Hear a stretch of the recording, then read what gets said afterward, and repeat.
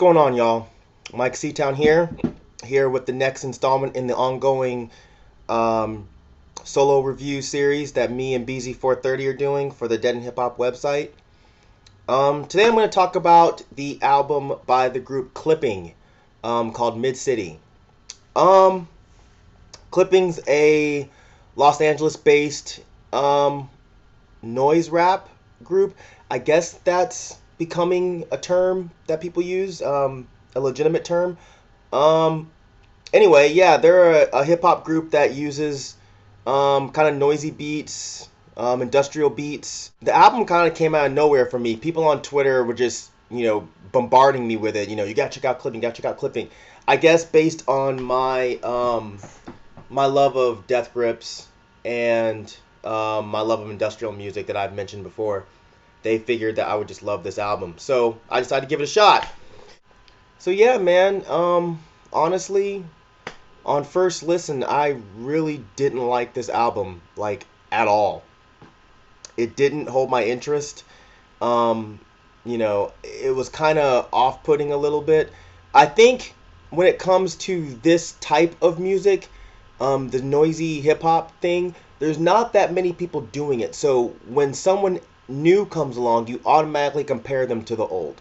So of course, when someone told me about this, I'm thinking in the mindset of a Death Grips, or a Blackie, or a K the I, or one of those type of groups. So when I heard this and it wasn't quite like those groups, I was just like, I don't know about this.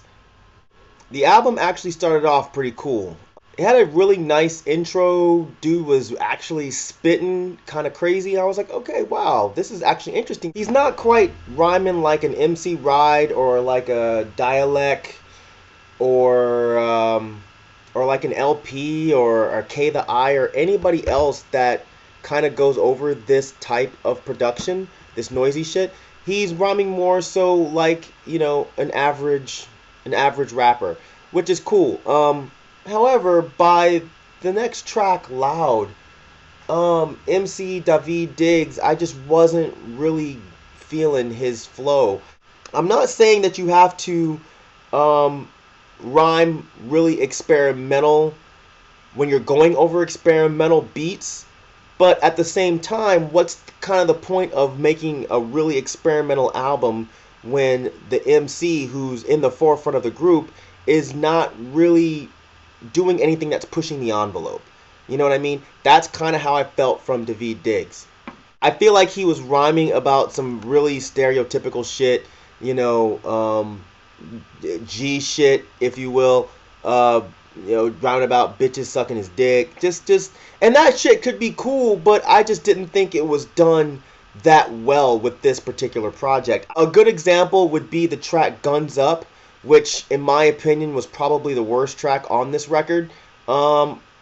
He says some shit like, I'm going Disney on these hoes, shouts to all my Mickey Mouses. I was just like, oh, nah, man. And then they tried to ground me, so I joined the Mile High Club. I was just like, oh, man, what's going on, man?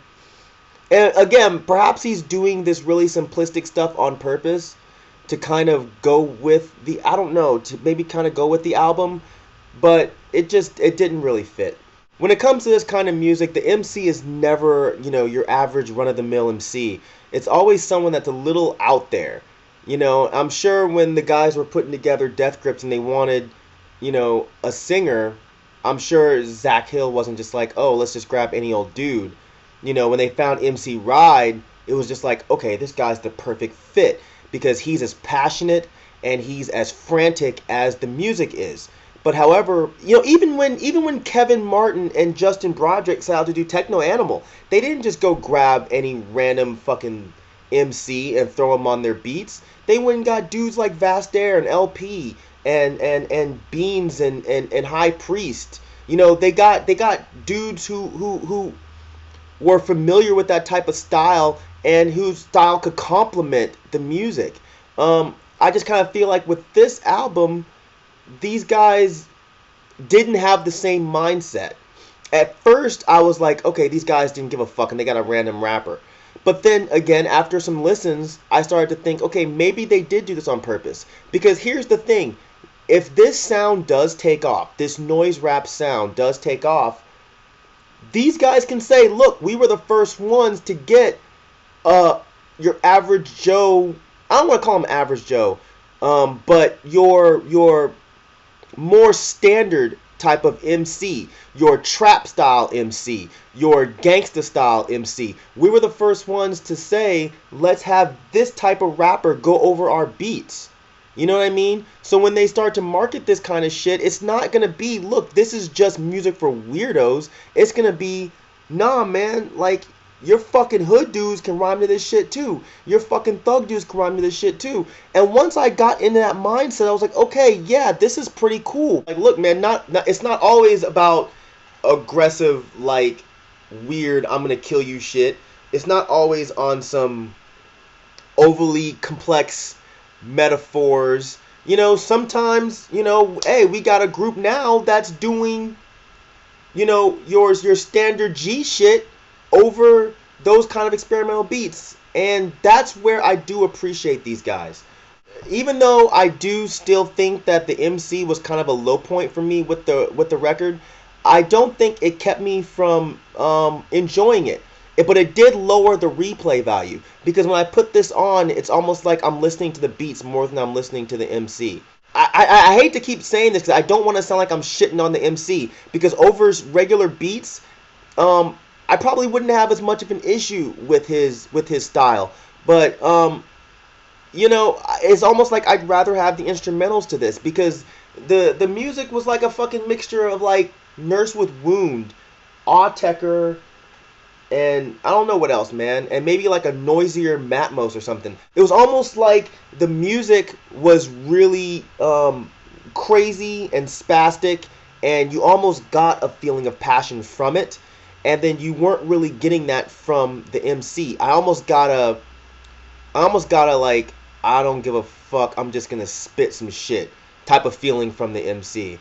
And I feel like that hurt the project a little bit. I already said that I wasn't really a fan of Loud. Mob to It was another track that I didn't particularly care for. The squeaky sound in the background and the periodic screeching, you know, sound, I just don't think it was enough for me to enjoy the backdrop. Now, if Mr. David Diggs was just going off during this track, I might have found it a little more tolerable. I also didn't care for the track Real. It was, you know, get this, get that throughout most of it. You know, fuck fame, keep it 100, get money, then stay blunted. I mean, I feel like I can get that from any random shit, any random Atlanta rapper. I can go down to the underground and be like, hey, who's a fucking spitter? And some dude will walk up and spit me that kind of shit. You know, and it just wasn't that interesting. And then to top it off, that track led into the outro, which was like a sample of him saying get money for over fucking 10 minutes. You know, I just didn't feel like I needed that. But tracks I really liked were tracks like Bullshit. I liked the way he rhymed on this track. I also liked the weird, almost off-putting randomness of the hook. This is bullshit. I thought that was kind of fresh, man. And Story, I thought was very, very good. The way he did that. I don't want it to sound like I hated the MC. I didn't. It was just that with this project, he didn't quite keep my attention the way the production did. I can tell that he is a thoughtful MC. I can tell that he has a way with words, because there's certain tracks on here that were just really fresh. Killer, I thought was really cool. You know, about that. You know, there were spots here and there where the MC shined, but over the majority of the mixtape, I felt like he wasn't stepping up. He wasn't stepping in front, and he wasn't, you know, he wasn't complimenting the music enough for me. Overall, I thought this was a cool project. I think it's a very important project, being that they are the first group that I've personally heard. Now, guys, correct me if I'm wrong. If this has happened before, send me some links or some shit. But this is the first project that I've heard where it's such a harsh noise backdrop with a more subdued or not so weird MC. And like I said before, if this sound takes off, I think that people can look back at this record and say that was kind of a turning point. It's just personally with me, anybody that watches the show and knows my asshole opinion, you know how I feel about lyrics and about delivery and flow and all that shit. And again, the guy definitely had an interesting delivery. I just don't think David Diggs' flow or lyrical content really meshed very well with the harsh backdrop of Midcity. Um, but again, overall, I would really say that if you're into dialect, or if you're into K the I, or if you're into if you're into Death Grips, anything like that, Blackie, give this a shot, man. Don't take my opinion as law. You may love this album, so give it a shot. Take a listen. Let me know what you think. Let me know how completely fucking wrong you think I am. And once again, this is no shots to the group. I appreciate what you guys are doing, but you know, this is just how it is, man. You guys know I gotta be fucking honest with everything that I say. So that's it, man. I hope you guys enjoyed, and I hope you guys keep watching. Leave some comments, all that good shit. And look out next week for my homeboy, motherfucking Beezy for next review. And that should be the Binary Star EP. So that will be definitely an interesting one. Definitely a good one. So, alright, guys. Peace.